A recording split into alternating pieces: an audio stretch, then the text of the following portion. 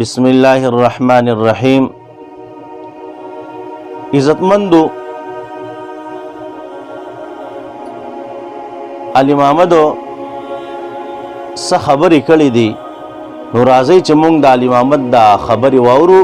د دې نه پس بیا ستاسو سره یو څو خبرې کوو.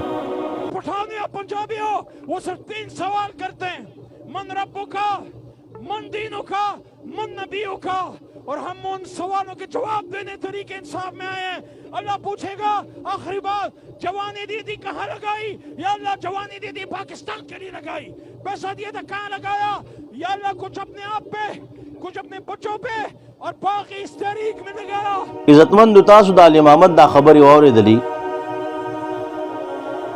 چې دا وایي چې په قبر کې د انسان نه چې کوم تپوسونه کېږي، نو په هغې کې یو دا تپوس دی چې من ربک، ستا رب څوک دی، او دغه رنګې ما دینک، ستا دین څه دی.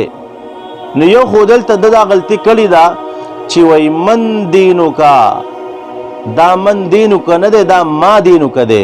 خو خیر دی، دیو سره خو دومره علم نشته دی، بې علم خلک دی، نو که من دینک ویلو په دې باندې خو خیر د موږ څه نه وایو. بیا دا خبره کوي چې په قیامت کې الله پاک تپوس وکړي چې تا پیسې په کوم ځای کې لګولې دي، نو ویم به چې څه په خپل بچو مې لګولې دي او څه مې چې کوم دی په دې تحریک کې لګولې دي. نو بیا ورسره دغه تذکره هم کوه چې په هغه تحریک کې مې لګولې دي چې په کم تحریک کې ګستاخ رسول هغه ازادیږي او بهر لګلې کېږي.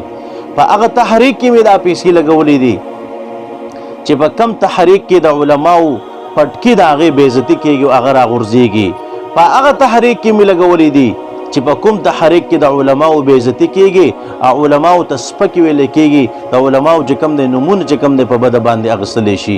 په هغه تحریک کې مې لګولې دي چې په کم تحریک کې په جماعت او مدرسه باندې حمله کېږي. په هغه تحریک کې مې لګولې دي چې په کم تحریک کې د علماو نه چې کوم دی ګیرې راښکودلی شي او ګیرې ترې ویستلی شي.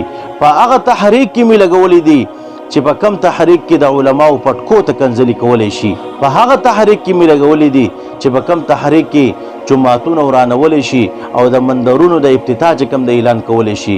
په هغه تحریک کې مې لګولې دي چې په کم تحریک کې چې کوم دی هغه قادیانانو ته چې کوم دی لار هوارولی شي. په هغه تحریک کې مې لګولې چې په کم تحریک کې کلم ګډېدل او په هغې ګډمتوب او په هغې کې چې کوم دی ګانې وي، نو بیا ورسره دا تذکرم چې ته وکړې نو ډېر به ښه. نو امید دی چې تاسو به زما په دې خبرو باندې پوه شوي یئ. الله رب عزت دې موږ د غلطو خلکو نه وساتي. وما علینا الا البلاغ.